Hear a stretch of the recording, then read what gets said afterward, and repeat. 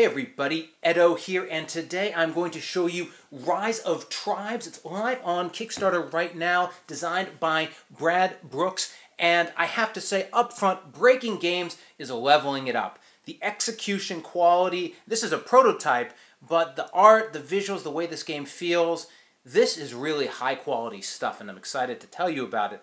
So as I was saying, live on Kickstarter, Rise of Tribes is a game where we are competing tribes, 2 to 4 players, and what we are going to be doing is growing our population, moving around the board, the hexagonal map.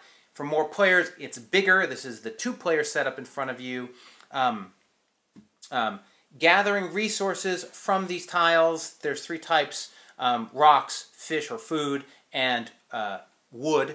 And leading, which is effectively working on goals. The game is first to 15 points race, and it all just sort of feels cool. The basis is this really neat mechanic. You have these dice at the top of each of the types of actions you can take on your turn.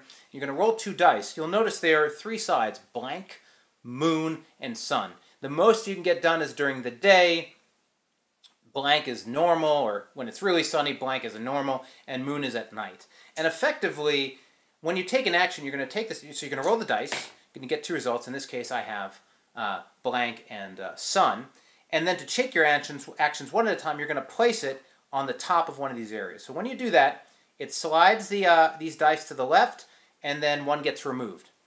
Based on what's at the top, you either get a normal turn, which in this case would be gain 3 tribesmen or move 4, or you get a weak turn. If there are 2 moons showing at the top here, based on how it's moving, you'd get the weak, and if there's 2 suns showing, you'd get the stronger. So grow 3, weak is grow 2, strong is grow 4.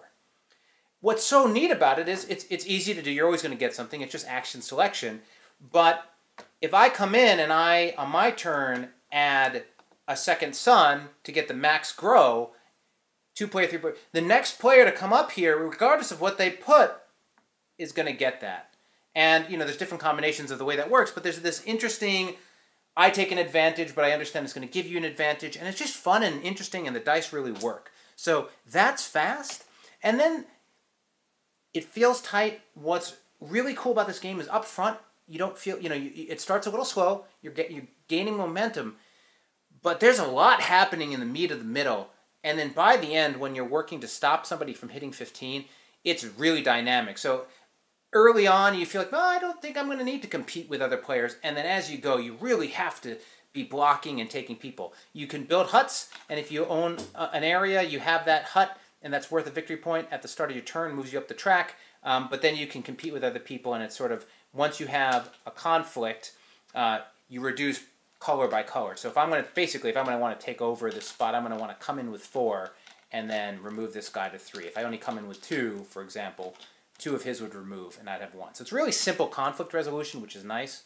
And then there's 2 other dynamics there. The gold cards, there's 2 types. They're like effectively achievements, which are victory points that just, you need to control 3 in a row, or you need to have, you know, collect this many resources in the same turn, or have the 3 grasses or whatever, forests, that kind of thing, sort of Takenoko style, if you will.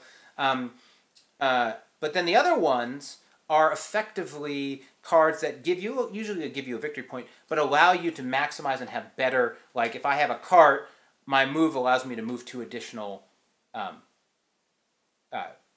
people. So basically the different, there's one for grow and gather. So the different blue cards are improving their technologies or tools that help you improve how you play.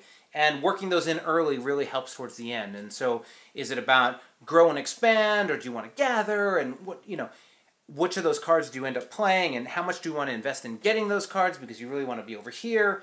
It's light, it's simple, it's easy to play, it works. It's very nicely designed. There are these event cards that come out at the top if you roll doubles. So if I roll 2 suns, they get played out, and they just bonus for growing, or bonus for that, or it puts a mammoth token into the game, which you can take. Fun little things that add a little nuances.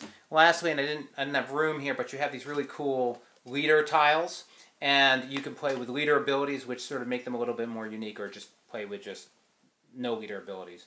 but these also have different, your costs for building huts, and those change by race. So really nice look and feel.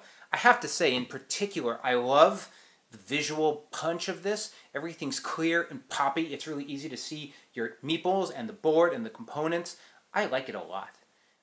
This is a tight, fun, mid-family weight with enough teeth in there for more experienced players, but enough entry-level stuff. The only thing I would note is it's hard not to be, you sort of have to get into a conflict unless you have a lot of players that you can sort of be the player that's sort of avoiding while everyone else is fighting. If your family's really not into that sort of, expand into other areas and fight with people, right? It's not really a 4X game, but like if that idea of conflict is something you're not comfortable with, it's hard to get through this game without taking a few tiles. But again, this is really well done. It's nicely executed. I'm really thrilled to see Breaking Games pushing and leveling it all up. So check it out. Check out the Kickstarter. Subscribe, share, all that good stuff. Most importantly, play some great games. Thanks.